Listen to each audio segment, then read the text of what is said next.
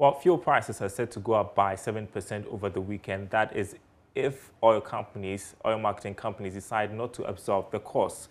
Now, with oil prices on the international market going up, analysts have warned that this is only the beginning of price hikes. Meantime, government is being impressed upon to remove the taxes on fuel price build-up to cushion consumers. Well, head of Parliament's Finance Committee, Kweku Kwarteng, has been addressing that. He warns we may see cuts in social benefits if government removes those taxes. Listen to him speak on PM Express Business Edition. We should be cautious the way we speak of government budget as though all we care is the relief, what it does to the macro economy, whether it leads to inflation, and we ourselves will suffer as a result. We don't care. It's not a very educated feeling, but I guess as human beings, we only can feel what we can immediately feel. So relief is relief now. But I always say that if you take away the relief, something must also be attended. All Ghanaians should brace themselves because you are taking this, and other sectors or certain benefits that you are getting could be affected. That's the clarity I want to get from you. Yeah, that is a fact, and that's logical. Robbing Peter to pay Paul, some will say. You say? Robbing Peter to pay Paul, some will say. A right expression? Yeah, yes. You see, but that's economic management. In economic management, you cut resources here and put it here, and where you cut it from would be robbing Peter, where you have the benefits. That's what you do in economic management. The important thing is that make sure at each point in time, the robbing and the paying, all right, produce the optimal outcomes. So you want to be sure that you are robbing Peter at the same time, at the right time, and paying it to Paul at the right time, in the right circumstances, to achieve a certain policy intent. That's what you do in economic policy management. So if any government told you that we give the relief, and that relief is like manna from heaven, don't believe that government. That relief will always have to be paid for by the economy. That is why I say calls for a scrapping of these levies may be well intended, and government itself may sit down and strategically say that at this point in our economic management regime, we want to let fuel prices go down for these strategic objectives. While still on energy matters, energy strategist Dr. Yusuf Sulemana has lauded the Ghana National Petroleum Corporation, GNPC's move to acquire 7% commercial interest in both the Jubilee and 10 fields from Occidental Petroleum. This is at a purchase price of $199 million with effect from the 1st of April 2021. According to Dr. Sulemana, this complements efforts to harness local content participation in the upstream sector. I thought that this is an excellent move. Why am I saying that?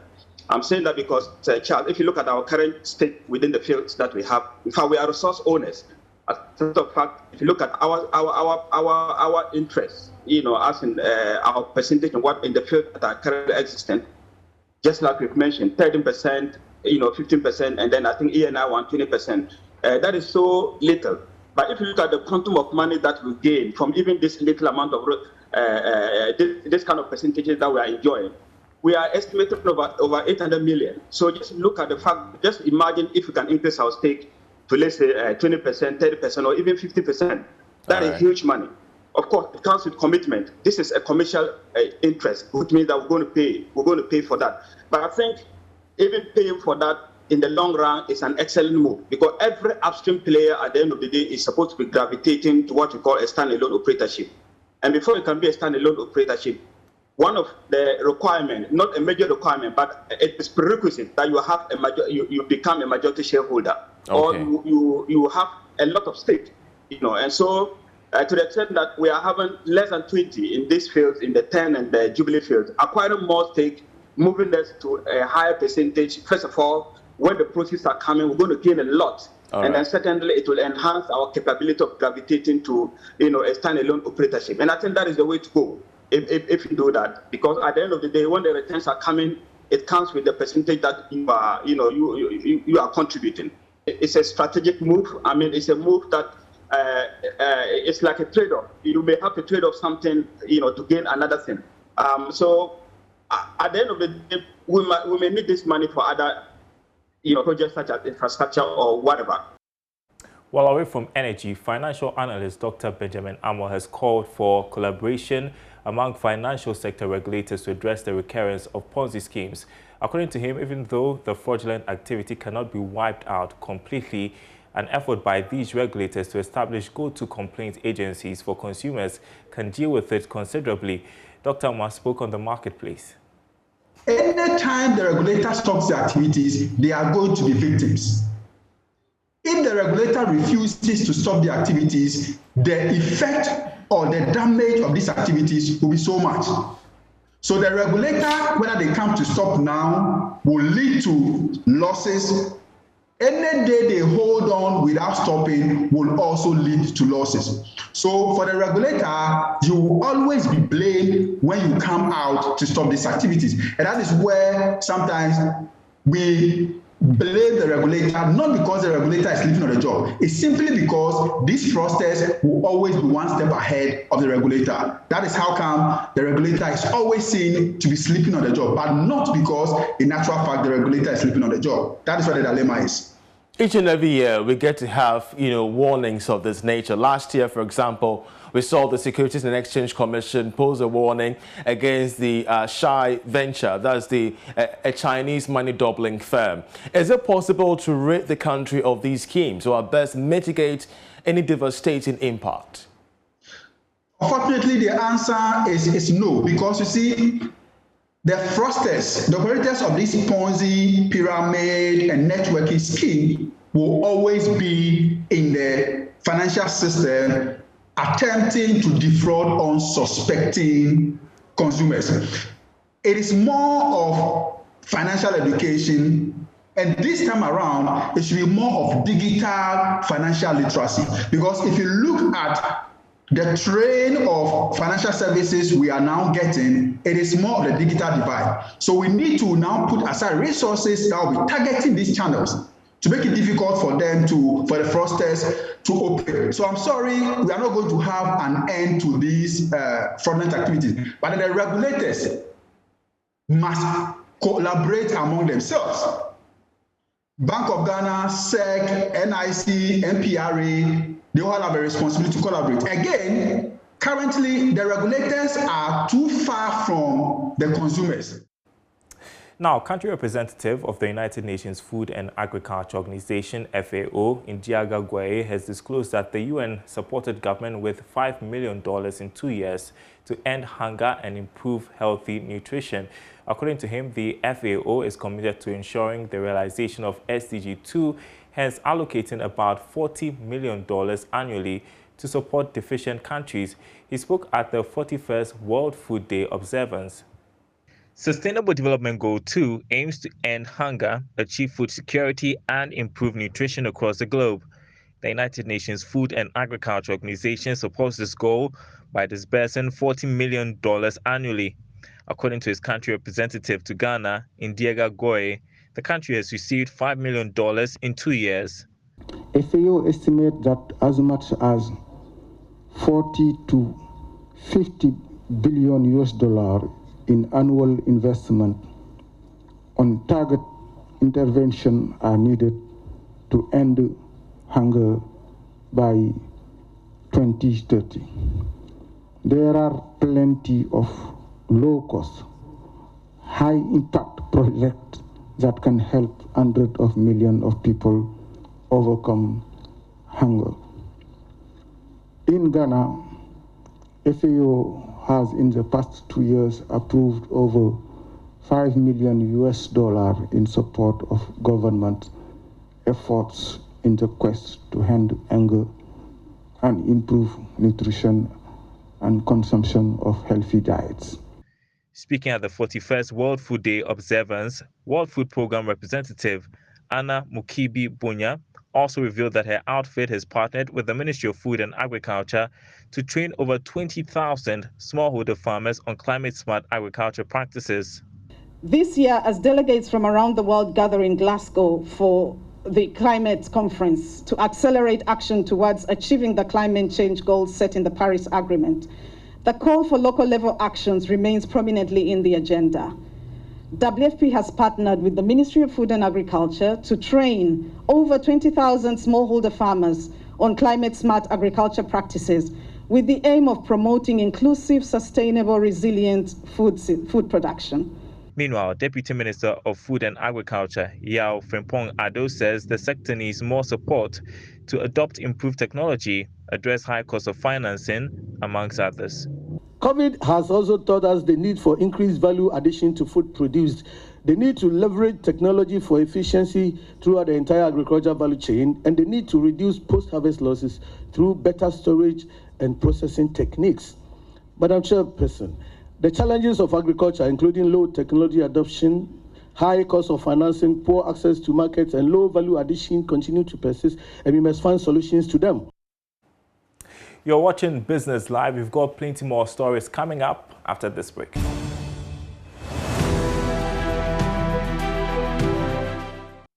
Welcome back. So much progress has been made in formalizing and setting standards for the informal economy. According to the Director General of the Ghana Standards Authority, Professor Alex Dodu, the authority is closely working with informal sector players to secure licenses and set standards for the operations.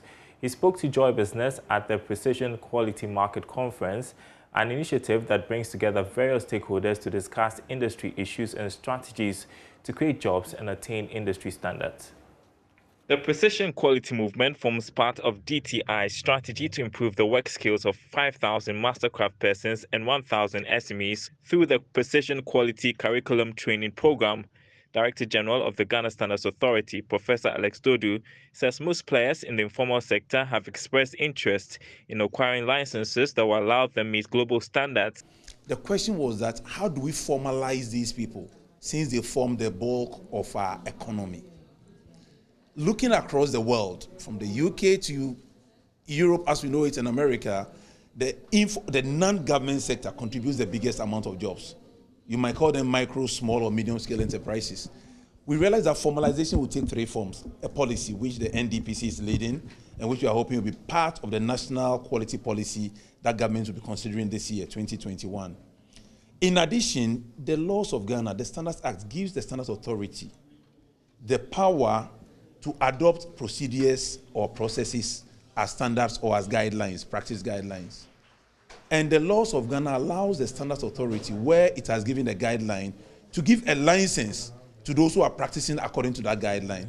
So we said, looking at NRCD 173, that's Act 173 or 73, sections 11 and 12, we have everything it takes to formalize the so-called informal sector, because they are a formal sector. They are just non-governmental. To make Ghana competitive under the Africa Continental Free Trade Area, Chief Executive of the Design and Technology Institute, Constance Swanika, said precision quality produces results that meet global standards. Thus, master craftsmen and artisans need to prioritize excellence in their delivery. The sort of jobs that young people are looking for are quality, dignified and fulfilling jobs. Now, today's conference is bringing together all the heads of associations in this country. That quality begins with you, and it's a mindset shift. And when you look at where the world is going, and especially with the signing of the free trade area, it's going to be an open market. And so if you don't raise your standards, and if you don't look at the quality of your goods and services that are coming out, you'll be left behind. And I think it's high time we stop complaining that there are no jobs. I was trained from the informal sector, and I happen to work, for middle and upper income clients who would pay value for money. And they also have customer rights. And so there are laws that also protect the customer. When I'm buying something, I expect it to be of a certain standard and of a certain quality. The Precision Quality Market Conference brought together various trade associations and master craftsmen from Accra, Kumasi, and Ho. The UK High Commissioner to Ghana, Harriet Thompson, has disclosed that Ghana has been selected to benefit from an increased support for projects that are aimed at promoting green financing. According to her, the UK is supporting planning for resilient cities and sustainable infrastructure in the country as part of initiatives to fight the negative impact of climate change. Harriet Thompson spoke to Joy Business after a courtesy call on Cow Bank in Accra. Here's a report. The High Commissioner, as part of the courtesy call, took a tour of the head office building of the bank, which has been certified as one of the largest green projects in the country. According to Harriet Thompson, the Commission is ready to support any public or private sector initiative with a green investment component as part of a broader sustainable infrastructure program. Overall, the UK has increased our commitment to international climate finance up to £11.6 billion. That's a huge amount. So some of that will be going into that project, but the job of myself and my team at the High Commission is to identify projects across Ghana that can attract that finance. So this could be in terms of agriculture or infrastructure, livelihoods, all sorts of investments that with a particular tweaks can be made more environmentally sustainable, and therefore this international climate finance can be made available to them. Managing Director of Cow Bank, Philip Oredu, assured that the bank has made available a substantial amount of funds for individuals with interest in green infrastructure development. The financing we have is for the broad spectrum of clients, from individuals, if you want to do a very small solar project or any renewable energy or energy efficient projects, or to the corporate level where they would like to do a very significant investment in green financing. We even have to the point where we eco-fridges. There's a project which we launched not too long ago, eco-fridges, where people can actually retain their fridges for an energy efficient fridge, which is based on a certain financing. Customers of Cow Bank can therefore access up to $3 million or more, according to project size, as part of the initiative. You're watching Business Live. Let's turn to global hand washing, shall we? And Global Hand Washing Day is celebrated annually on October 15th to promote hand washing with soap and water as an effective, easy and affordable way to prevent diseases and save lives. In line with this, PZ Cussons has organized this year's celebration at the 37 Lorry Park in Accra to engage Ghanaians on proper hand washing habit. Speaking at the event, category marketing manager and personal care, Marianne Boatin said Ghanaians should change their hand washing habit, especially in the advent of COVID-19.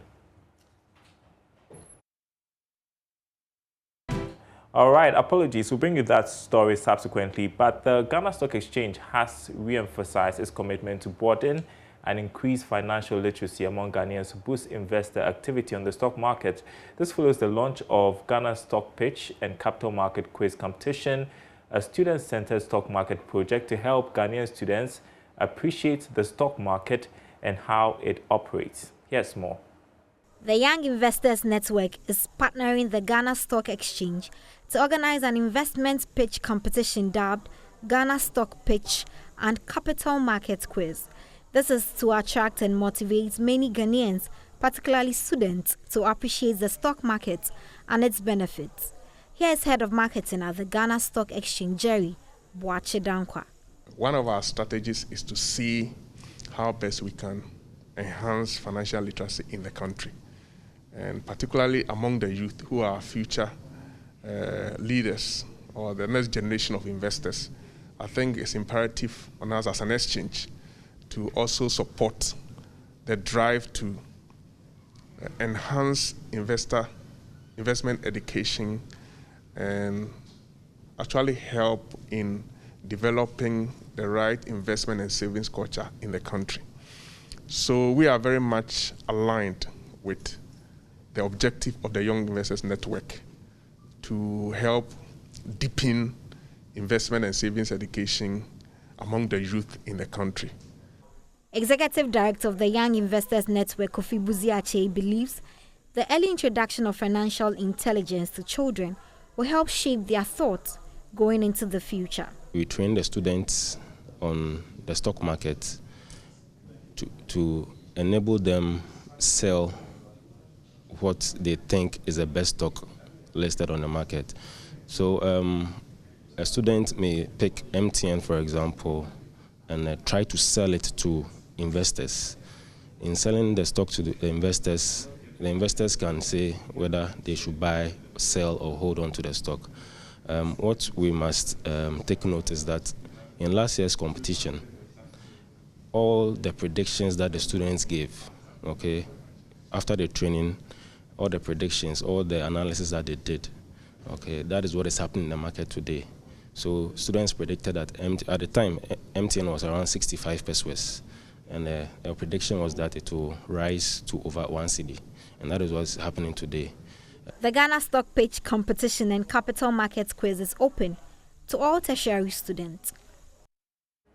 And that's Business Live tonight. There's more news to catch up on our website, myjoyonline.com/business. You can head there to get updated on all the week's stories. myjoyonline.com/business. My name is Darryl Kwao.